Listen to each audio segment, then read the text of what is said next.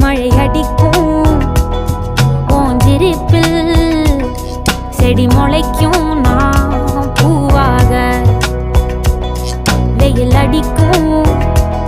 நாள் வரைக்கும் கொட பிடிப்பேன் தாயாக சொல்லும்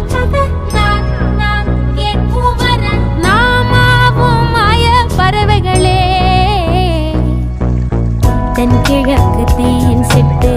செம்பருத்தி பூ முட்டு செல்லம் கொஞ்சதே தாலாட்டு